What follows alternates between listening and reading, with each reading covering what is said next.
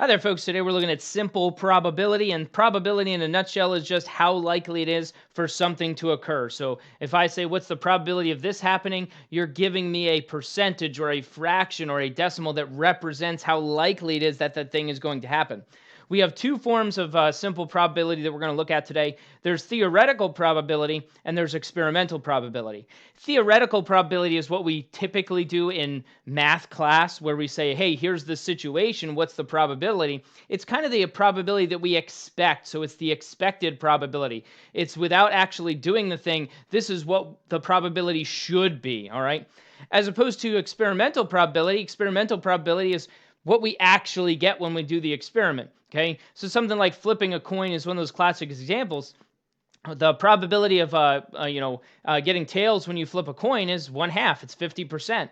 But if I were to flip a coin 20 times, and let's say 11 of those times I got tails, well, then the experimental probability is 11 out of 20. All right, so it's slightly higher than 50%. All right, and that's really the big difference. Theoretical probability is the expected probability, it's what we should get, whereas experimental probability is what we actually get when we do the thing. Okay.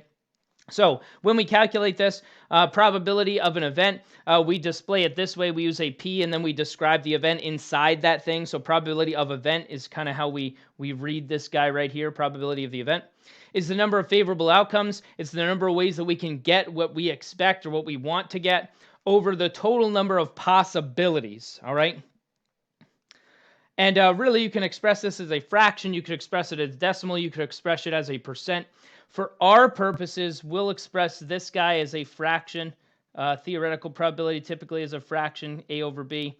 This guy typically will express kind of as a percent. And they kind of look like the same thing, right? Let's try again. We'll do this one like a fraction, A over B. And we'll do experimental probabilities typically as percentages, all right? Or decimals, because a percent and a decimal are really closely related. For example, like something like this guy. If you roll a 6-sided die, what is the probability that you roll a 3? And so we have to think about a 6-sided die. When you look at the 6 sides, there's one side that gives me what I want. There's one side that gives me a 3, so there's the probability of a 3. There's one way that I can get what I want. But there's 6 total possibilities when I roll the die, so the probability is 1 out of 6. Okay? This one, the probability of rolling an even number, so the probability of even. So I have to think about the even numbers on a die. There's a 2, a 4, and a 6. So there are 3 possibilities that will give me what I want, but there are still 6 possibilities total in terms of this thing. So it's 3 out of 6, which is 1/2. And yeah, make sure you reduce your fractions. This one, what is the probability that you will not roll a number greater than 2? And so there's kind of 2 ways you can kind of think about this. We could think about the numbers that are not greater than 2. So numbers that are not greater than 2 would be a 1 or a 2. So when I think about the probability that it's not greater than 2, well, that could be a 1 or a 2. So that's 2 out of 6, which is 1/3. Okay, so we have to kind of think about, well, what is not greater than 2, and we can go from there, all right? We'll look at another way to do this a little bit later when we talk about these kind of not examples. There's one other way to approach this. The first method is fine, though, just counting up the things that are not greater than 2, that kind of stuff, okay? This one, a bowl contains 12 slips of paper, each with a different month. If you pull one slip, what's the probability that begins with J? So we have to think about how many months that are in this bowl contain or start with the letter J. So we've got January, we've got June, and we've got July. So it looks like we've got 3 of those out of 12 total months, which is 1/4. Okay, no December or Jocktober, none of those. Probability that it ends with a Y. This is one that students tend to make little mistakes on. We've got January. We've got February. One of the ones that students almost always forget is May. And then July is the last one I can think of. So that's 4. So 4 out of 12. September-y. Not one of our months. Okay, there we go. Or students say, oh, it's a trick question. They all do. You're thinking of days of the week. All right. Exactly 30 days. The probability that it has exactly 30 days in it. And if you don't know the months that have exactly 30 days in it, there's a thing you can do with counting on your knuckles. I don't know that one, but I just remember the rhyme. 30 days has September, April, June, and November. All the rest have 31 except February. So that's a 4 out of 12, which is 1/3. Okay? And the probability that it has less than 28 days in it, well, only one month has 28 days. There are 0 months that have less than 28 days, so it's 0 out of 12. Okay? But again, we're just thinking about the situation, saying, okay, which things give me what I want over the total number of possibilities? The converse of the probability, this is the thing that I was alluding to earlier. With these not examples, sometimes it's easier to think of the thing without the not, and then you do this 1 minus that probability, okay? So the probability of not A is 1 minus the probability of A. So the example we had earlier was that it was not greater than 2.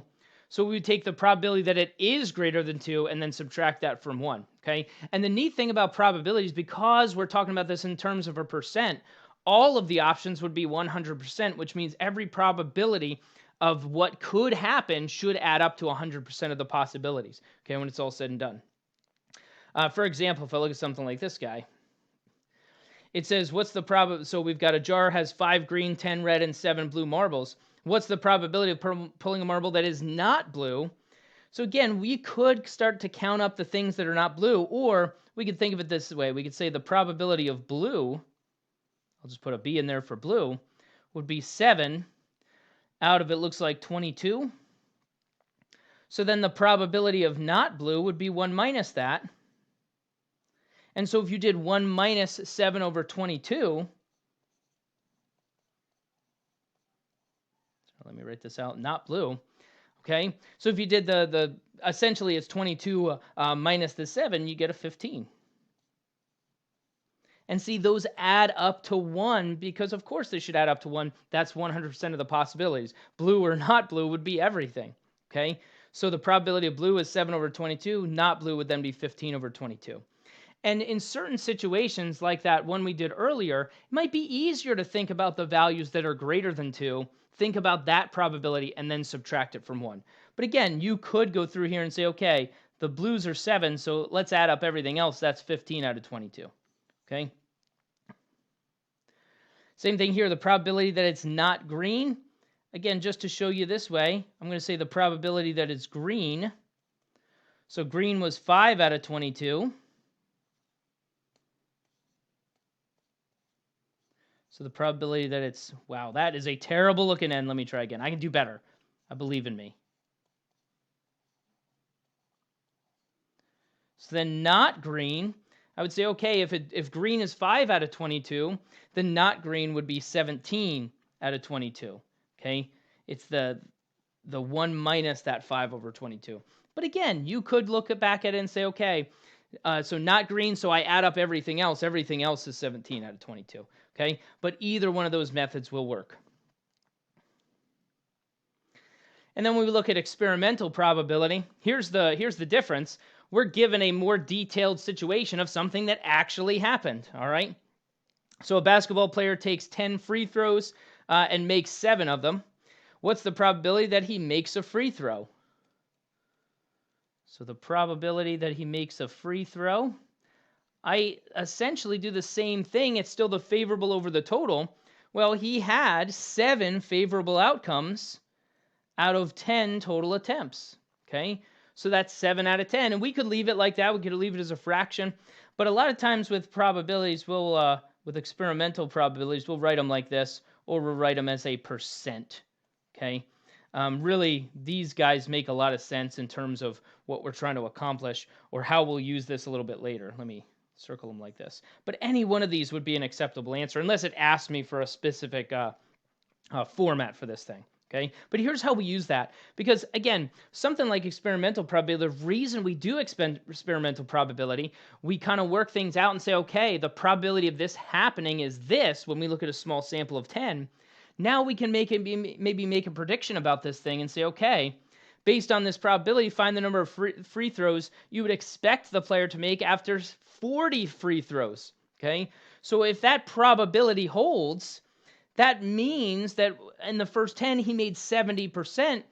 We are going to assume that out of 40 free throws, he's still going to make that same probability, that same percent, so the 70%. So I do 40, and then to find 70% of that, I multiply by 70%, which anytime we're doing math with a percentage, we do it as a decimal, and that gives me a 28. So we would expect him to make 28 of those free throws, all right? But that's how probability is used from an experimental perspective, okay? We'll take things and we'll monitor it, and we'll come up with the probability for that thing so that we can make predictions about future values, okay?